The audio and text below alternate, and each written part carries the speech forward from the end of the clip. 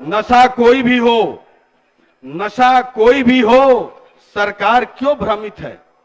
नशा कोई भी हो, सरकार क्यों भ्रमित है? बीड़ी, सिगरेट, गुटखा, गांजा, यह सब कौन सा अमृत है? समाज का उत्थान हो। आप कुछ बोलेंगे, मैं आपके ऊपर ध्यान दूंगा नहीं। समाज का उत्थान हो, परिवार में आनंदी हो। समाज का उत्थान हो, परिवार में आनंदी हो। शराब ही क्यों, राज्य में संपूर्ण नशाबंदी हो। अध्यक्ष महोदय, न गीता न कुरान अपने साथ लाया हूं, न गीता न कुरान अपने साथ लाया हूं, फिर भी कुछ सच बोलने सदन में आया हूं।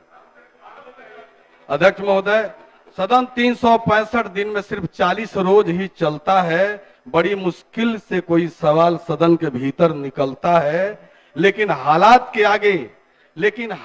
के आगे जब तन्हाई में होता हूं, कभी सदन पे तो कभी बिहार की किस्मत पे रोता हूं। शून्यकाल को क्या कहूं, शून्यकाल को क्या कहूं, अपने आप को आजमाना पड़ता है। आधी नींद से जागकर सुबह 4 बजे आना पड़ता है। कार्यवाही बाधित रहती है, कार्यवाही बाधित रहती है, अपनी गरिमा खोती है। सदन में हमारी लड़ाई जानवरों की तरह होती है। बिहार देखता है माहौल कितना अपवित्र है, क्योंकि वक्ताओं के निशाने पर सिर्फ चरित्र होता है। महोदय, बिहार देखता है माहौल कितना अपवित्र होता है, क्योंकि वक्ताओं के निशाने पर सिर्फ चरित्र होता है। अध्यक्ष महोदय, जब दोनों ही पक्षों का चरित्र खराब है, अध्यक्ष महोदय, जब दोनों ही पक्षों का चरित्र खराब है, तो बिहार में बंद क्यों सिर्फ शराब है? नशा कोई भी हो, नशा कोई भी हो, सरकार क्यों भ्रमित है? नशा कोई भी हो, सरकार क्यों भ्रमित है? बीड़ी, सिगरेट, गुटखा, गांजा, यह सब कौन सा अमृत है?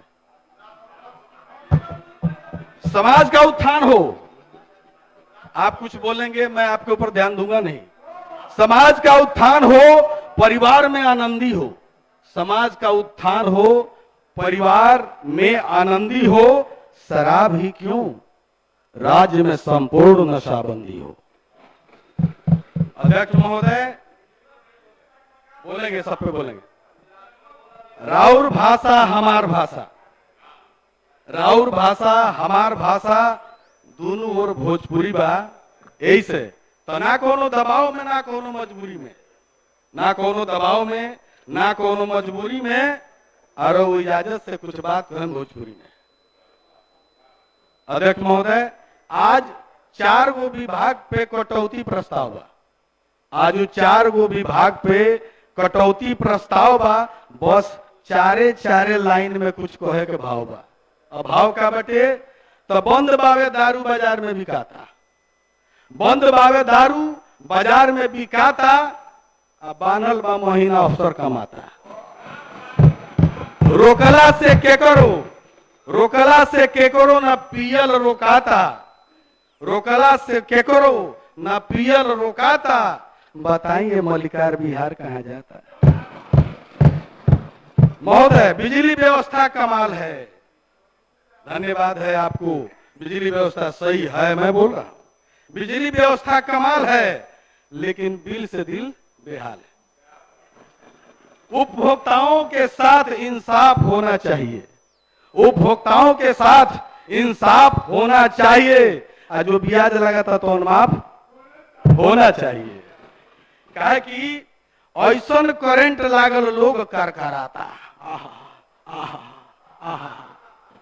ऐसन करंट लागल लोग करकराता। आ बिजली के बिल भरत देह भराता, आ दिन भर रहत रोतिये लापाता।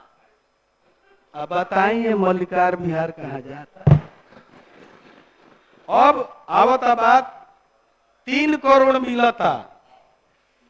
अध्यक्ष महोदय, शीशम छरहर होई, ओकर खातिर पांग लेवे के चाहिए। और जब सामने मलिकार बैठल होगी तो कुछ मांग लोगे चाहिए। तो का कहल चाहता नहीं, 3 करोड़ मिलता जीरा बुझाता, ऊंट के मुंह में जीरा। 3 करोड़ मिलता जीरा बुझाता, आ 40 पंचायत में के बनी दाता। आसान काम बा। 10 लाख रुपए नहीं आई नहीं, तो 3 करोड़ मिलता जीरा बुझाता, आ 40 पंचायत में के बनी दाता, आ योजना के ओखरी में मूली कुटाता। बताइए मलिकार बिहार कहा जाता।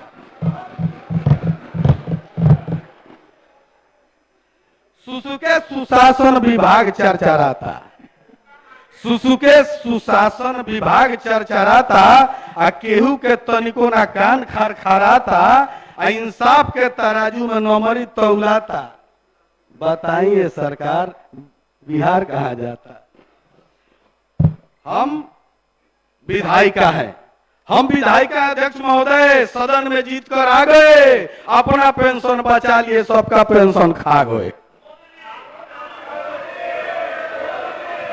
सामाजिक सुरक्षा पेंशन में सुधार होना चाहिए। सामाजिक सुरक्षा पेंशन में, सामाजिक सुरक्षा पेंशन में सुधार होना चाहिए। 400 रुपया अब 1000 होना चाहिए। सेविका, सहायिका, आशा, ममता, रसोईया का कल्याण हो। सदन से अर्जी करता हूं इन बहनों का सम्मान हो। ऐसा मत होखे कि कोहे के पोरे, ऐसा मत होखे कि कोहे के पोरे आ तोरे ही फेरा में रोहे के पोरे। कह तारा दीदी, कह तारा दीदी आ कि मारा तारा ताना, आ 1500 रुपया में बनाओ तारा खाना, 1500 रुपया में बनाओ तारा खाना। ये कहा के इंसाफ भइल अध्यक्ष महोदय। मजदूर पलायन रुक जाए, उद्योगों की भरमार हो, विश्व गुरु कहलाए फिर से, ऐसा मेरा बिहार हो।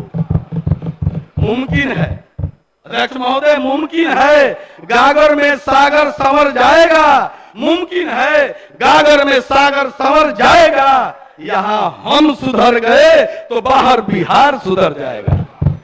हमको यहां सुधरना होगा।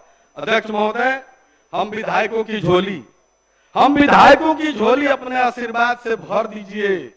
मुख्यमंत्री क्षेत्रीय विकास की राशि 3 से 5 करोड़ कर दीजिए। प्रस्ताव अच्छा है तो मैं सदन से कहूंगा कि अगर सबकी राय हो तो हमारे माननीय मंत्री जी बैठे हुए हैं, ये 5 करोड़ की राशि हो जाए और हम लोगों पर से पाबंदी हट जाए कि ईंट मत करई है, नाली मत बनवई है, पुलिया मत बनवई है। अरे तो जब कुछ बनवेबे न करे तो बनवाए का करे विधायक बन के। यही से आपको मैं ये कहूंगा कि ये 5 करोड़ की राशि माननीय मंत्री जी बैठे हैं, अगर आज बोलते हैं तो बहुत अच्छी बात होगी। आपने मुझे सदन में बोलने का बात मौका दिया, इसके लिए और अपनी पार्टी के श्री विजय सिन्हा और श्री जनक जी को बहुत बहुत धन्यवाद करते हुए 10 मिनट के अंदर अपनी बात को समाप्त करते हुए आपको बहुत बहुत धन्यवाद। आपको प्रणाम, अपने क्षेत्र की सामान्य जनता को प्रणाम, सभी को प्रणाम, नमस्कार, धन्यवाद। जय बिहार, वंदे मातरम। धन्यवाद।